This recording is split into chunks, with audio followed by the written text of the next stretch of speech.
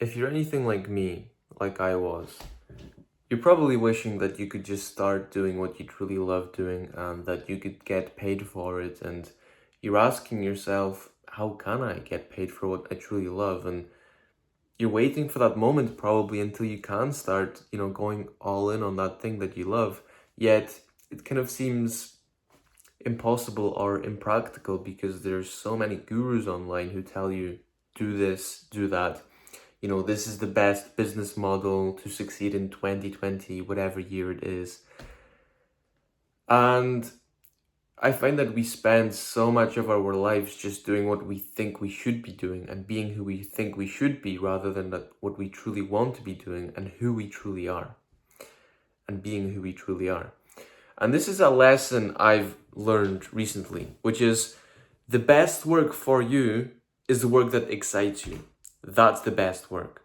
And there's no point in putting this off and waiting for the perfect conditions to start doing that.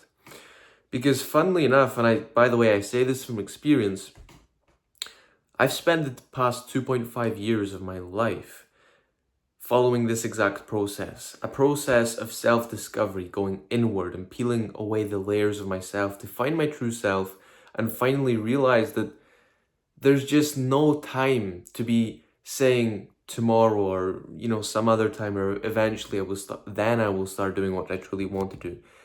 There is no tomorrow. And so here's how it kind of went for me. So 2.5 years ago, I first came across those gurus online who talked about online business and self-improvement.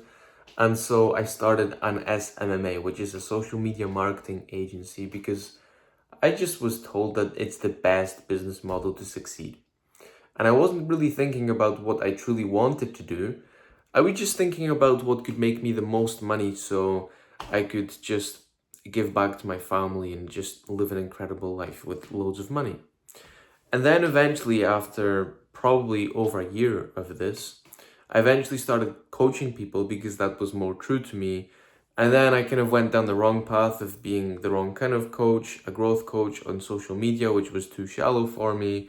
And basically, I just tried loads of things. And each time I took a step closer to my true self and what I truly love and what I'm truly good at. And the funny thing is here that each time I did that, well, before I took that step, I would always say, yeah, I know I want to do that thing, but I just can't do it yet. I need to do this just now.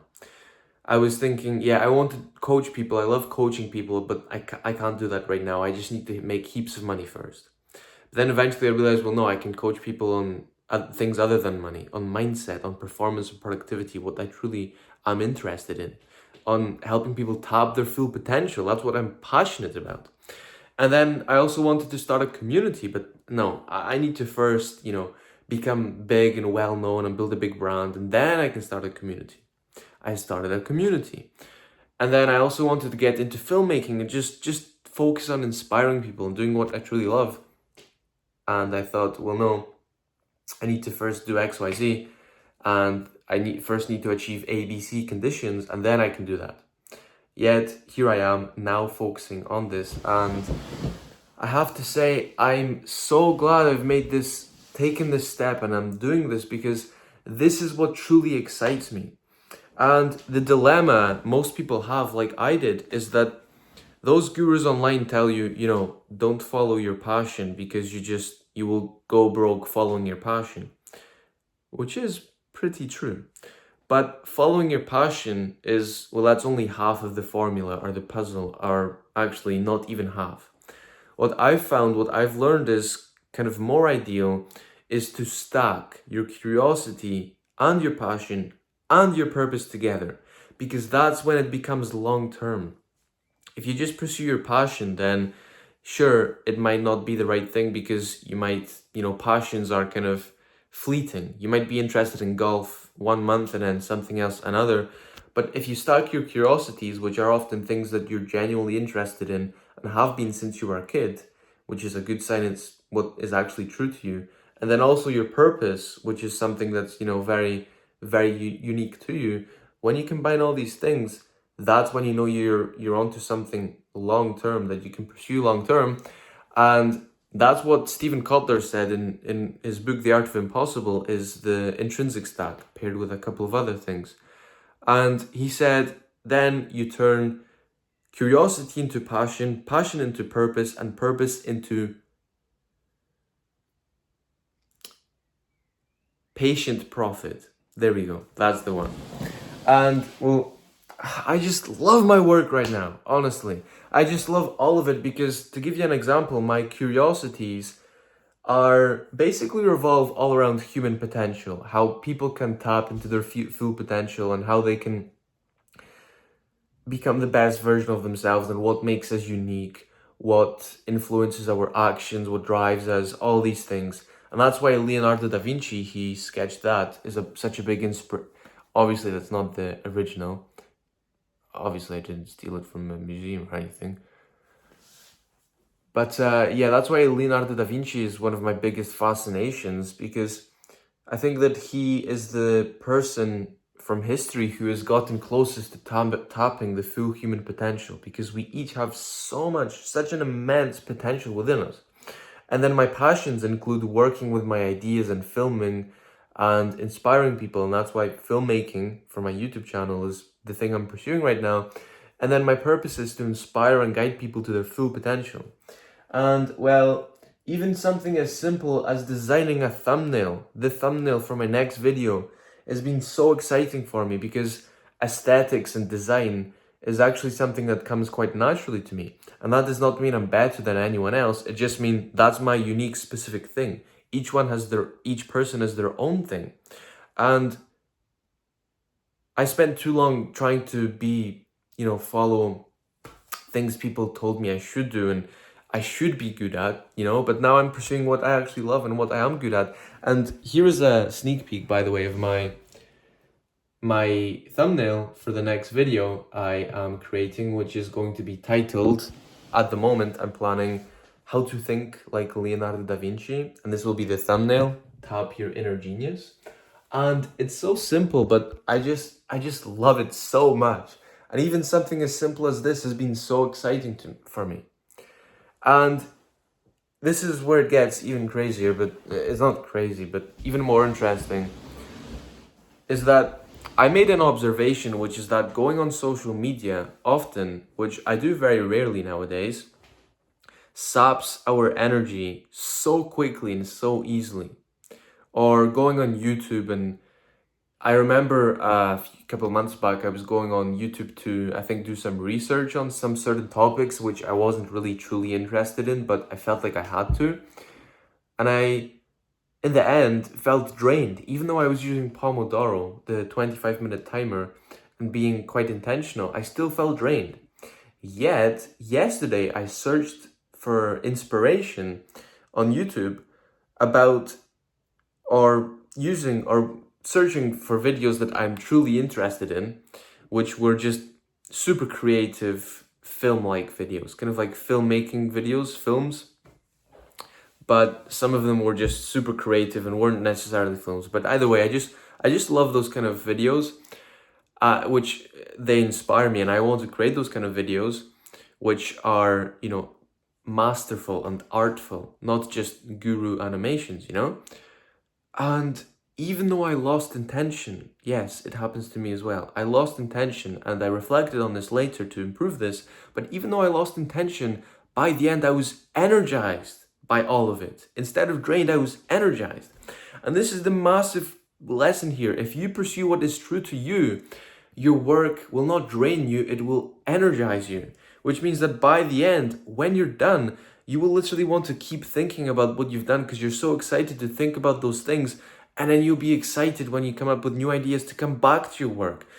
This is why pursuing what is true to you is so much more important than discipline. In fact, discipline is massively overrated. And so is forcing yourself to do anything. Don't force yourself. Instead, just find what is true to you and you will feel a natural pull towards that thing.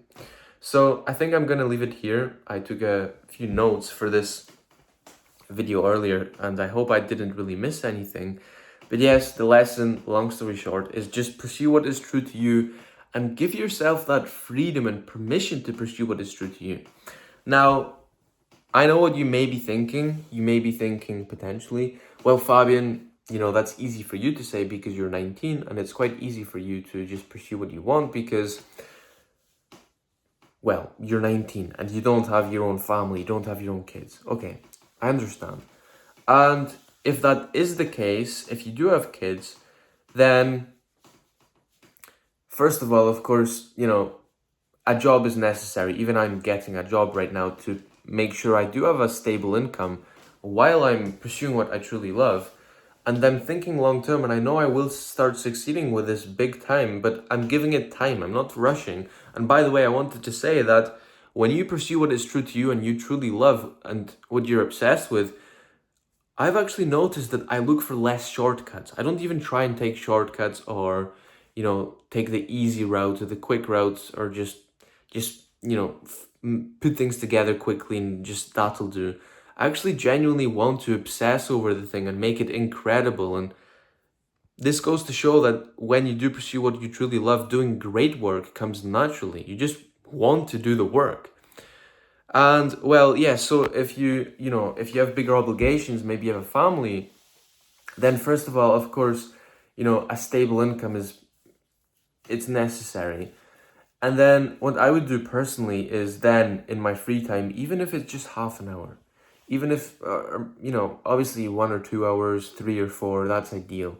But if you only have half an hour, then I would still just pursue my curiosities, read some books on, my curiosities, start creating, start posting online, start slowly building my brand because truthfully, consistency is more important than raw intensity or, massive amounts of workload.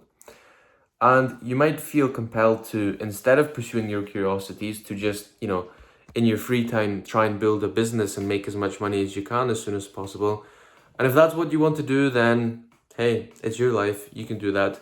And if you assess your priorities and you decide that your kids and making loads of money for your kids, or okay, maybe not even loads, but just making a decent income for your kids to provide them with freedom, if that's more important for you than tapping your full potential and pursuing mastery and all these things, then sure, go ahead. But once again, personally, I would take the long-term route and acknowledge that if you do pursue what's true to you, in the end, you will probably succeed even more and even bigger and be able to provide with even more incredible things, provide your kids with even more incredible things. And also, maybe even leave a legacy behind for them, or just inspire them, or just inspire them to follow what is true to them, rather than, and be an example for them, rather than teaching them to chase money. Because the exact reason Leonardo da Vinci was so incredible is exactly because, and precisely because, he didn't chase money, and instead he pursued what was true to him, his curiosities, his interests, his passions, all these things. So I'm gonna leave things here. I wish you all the best as always, and well, go and work miracles. I say that because Leonardo da Vinci wrote in his notebooks, I wish to work miracles. So go ahead and work miracles, all the best, and remember, it's already there within you. Be mega. Goodbye.